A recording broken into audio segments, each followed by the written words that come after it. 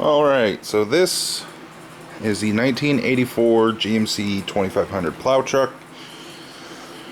Picked it up for $600. It runs, it drives. It's got a plow on it. Plows on it when I got it. And today, or for the next couple days, I am going to be replacing the transmission release bearing, or the clutch release bearing. I did an oil change on it last night. Really glad I did, because the oil that was in it was basically a sludge. The truck hasn't been insured for 10 years.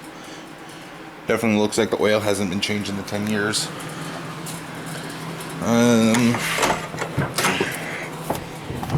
I just wired up lights up there, lights back here for plowing, make it a little bit easier. So it's gonna be fun. Alright, so as you can see here, I got the boot off. There's a roll pin there, but from what I was reading, that isn't. Let me take this off. Oh, like that. Out of there. Push down this little collar, and it should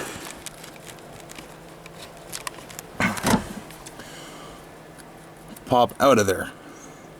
Apparently this collar is just spring loaded. Yeah, that's not out yet. Okay, so I got the collar out of there, or I got the shifter out of there. You see it's just spring loaded. Pretty easy to get off, actually. There's only 4 screws holding the boot on. I was expecting more than that, but thankfully there wasn't. And from the looks of it, I'm actually gonna have to drop the transmission down 3 or 4 inches. Yay! It's not what I was hoping for. Alright, so this is the front drive shaft here. Why the fuck is that so zoomed in? These are 3/8 or 7/16 bolts. I actually got lucky. I can get to all 4 of them really easily with the DeWalt.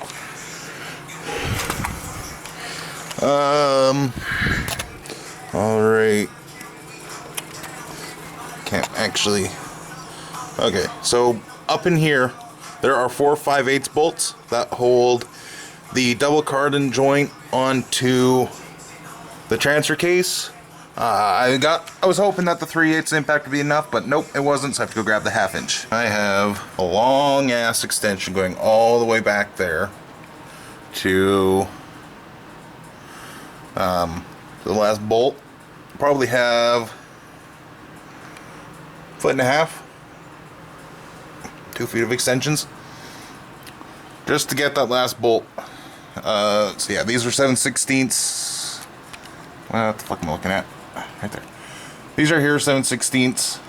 I got them out the 3/8 impact. I'm using the 1/2 inch impact on the 4 bolts holding the drive shaft to the flange at the transfer case. I'm really glad that I grabbed 2 long extensions before I came down here, because I wouldn't be able to get the top 2 without them. The bottom 2 are easy. Came out. Well, I didn't have to fuck with them. I was able to use 1 extension, but for the top 2 I have to use all of my extensions that I brought down here.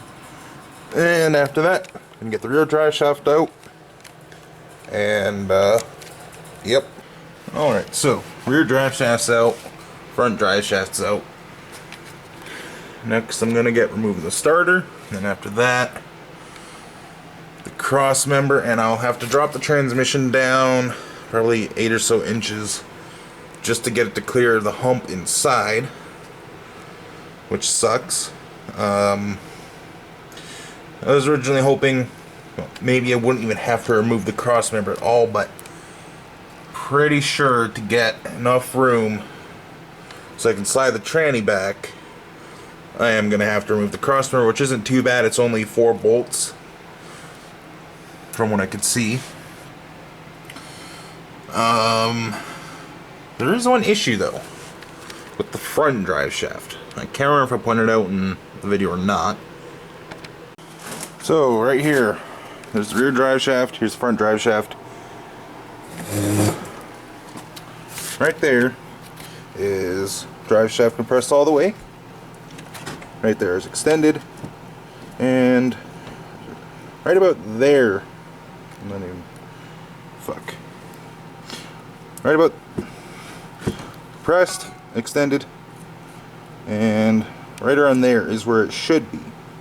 It's completely compressed when it's inside the truck. I'll post a picture here. So this isn't the drive shaft from the truck. Now I noticed when we went to look at the truck that there was actually there was a drive shaft in the bed. Right there. There it is. I grabbed it out of the bed and let go. Well, that's not too bad. It's just a couple U-joints that are worn out, but right away, it's an issue. It's not for this truck. Oh, what the hell? That got zoomed in.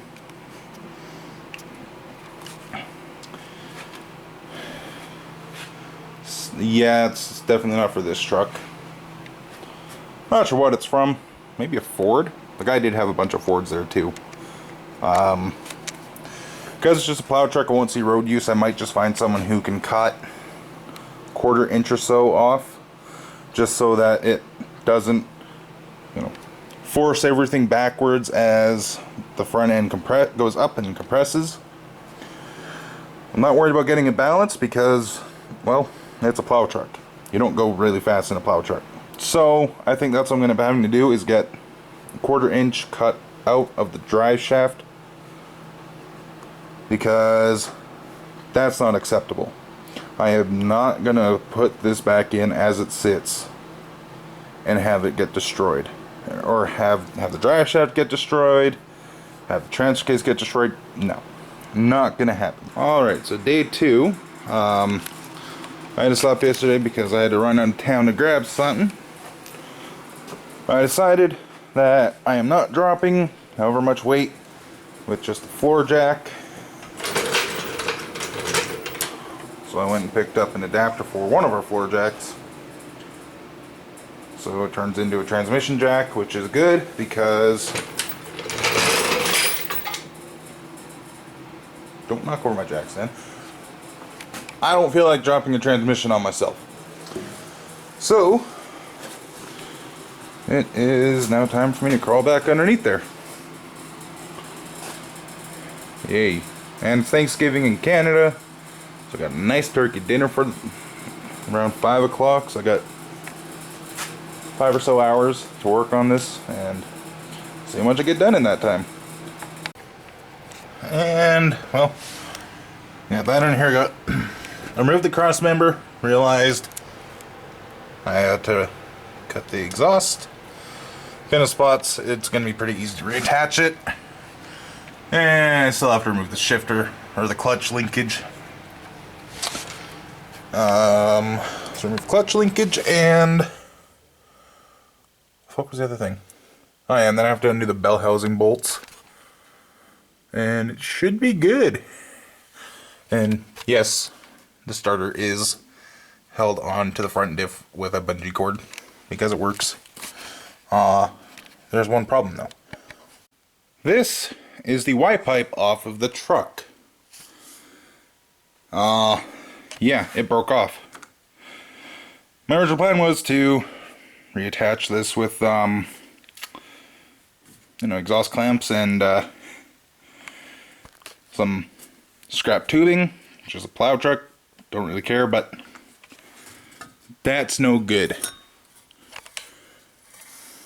Yeah, that's no good. It's also one hell of a fucking hack job, Jesus. Almost debating on I'm gonna reattach this piece to the passenger side manifold. I'm just gonna run a pipe back. Same with that one. Alright, so I have the transmission and transfer case supported by the jack right now. And a ratchet strap. I'm just letting the T case drain a little bit before I try and drop it down. Okay. I got my phone here for some light.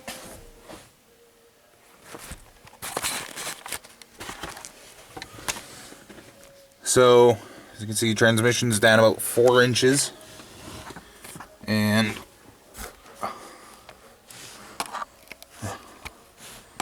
I'm gonna have some fun can't see it in the video, I don't think. But I have to get the top bolts out.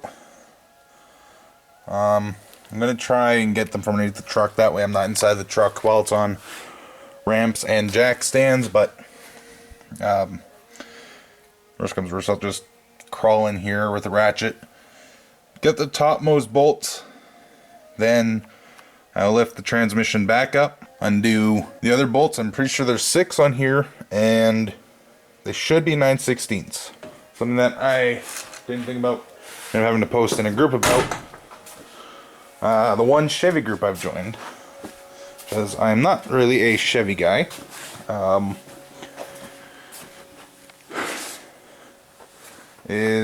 believe it is called the ZBar Z if you're American. Kind of see it right there. There is a 5/8 threaded ball on the end of it on the transmission. Threaded, and it's a real pain in the ass to get at. At first I was thinking that I was going to have to somehow cut rivets that hold the bracket in place, but someone told me nope. It's a threaded piece that goes in the transmission. It's actually pretty easy to get out. Well, easy if you consider the fact that this truck's rusted right the fuck out. About yay long, but an inch and a bit long. So that's 5/8. The nuts on the bottom of the cross member, they are 11/16. The bolt heads that are inside the frame are 5/8. The starter bolts were 7/16. Driveshaft bolts, U-bolts were all 7/16, which is kind of strange because I'm used to 1/2 inch or 12 mil 12 points. Shifter, as I showed it, push down, spin, and it pops out. The reason I was having issues with the shifter is because the transmission is in gear and it has to be in neutral to be able to do that. I didn't realize that until afterwards. Just a helpful reminder if you're doing this, if you put a bolt back in up there, don't forget that you put it in there. I put it in there so I wouldn't get crushed. Forgot about it. As you can see, I've already tried sliding the transmission off, so that's going to be fun. Oh, my kneecap, that fucking hurt.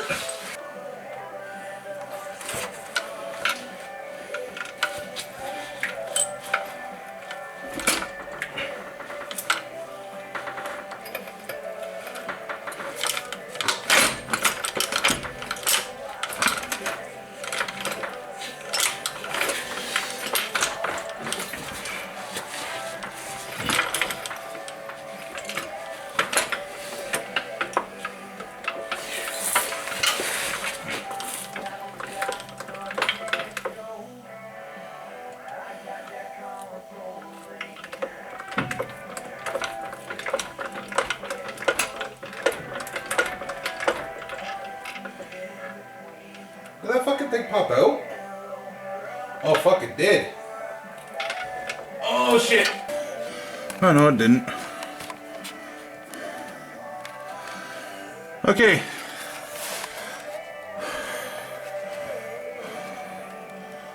So this is gonna be fun.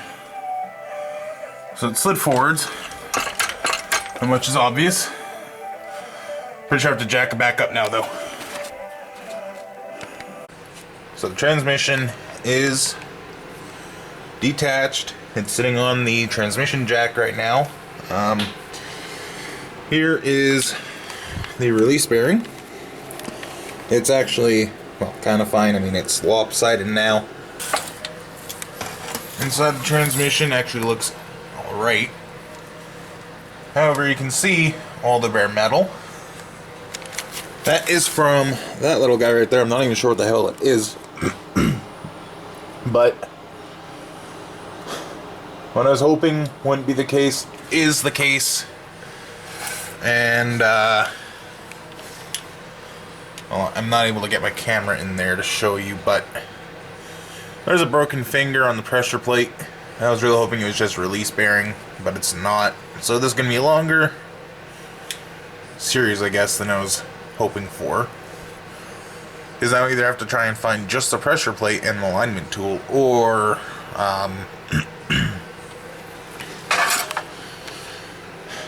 or I'm going to be ordering a whole clutch kit. But if I have to order a whole clutch kit, that'll be a while. Because I'm pretty fucking broke right now. So I'll post a picture of the pressure plate here. And as you can see in the circled spot, one of the fingers is different from the rest, and that's because it's broken. So now I'm just trying to decide if I'm going to spend the money on a whole clutch kit, which if I did that, obviously I would want to get the flywheel turned, or am I going to half-ass it and no, just find a used pressure plate. I don't know. I'd have to get the front drive shaft cut down and shortened a little bit. Fingers in the way. And as for the exhaust, I decided what I'm going to do is, well, I'm going to have to pick up a new 90 because that one's a little rusty. But I am going to 90 off of the collector, or where I cut this, and just run basically straight back, not bother tying in a new Y pipe or getting someone to weld rusted metal. And this here, I'm probably going to get a thin piece of sheet metal, clamp it, close. I'm gonna grind this off nice and smooth, and then I'm gonna just clamp some sheet metal there. One of my friends is telling me true dual straight pipes, which is gonna happen, and long tube headers.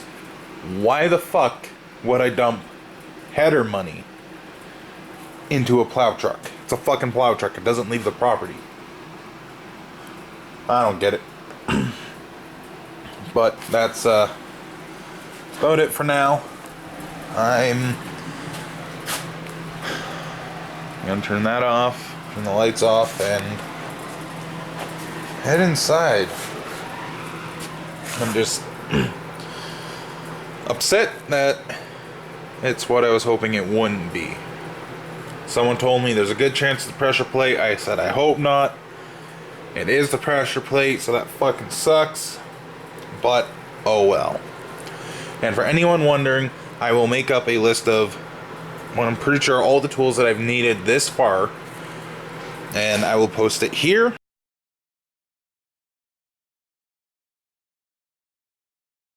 But for right now, that's gonna be the end of this video. Hope you guys have a good night, and for any other Canadians, hope you had a good Thanksgiving. See ya.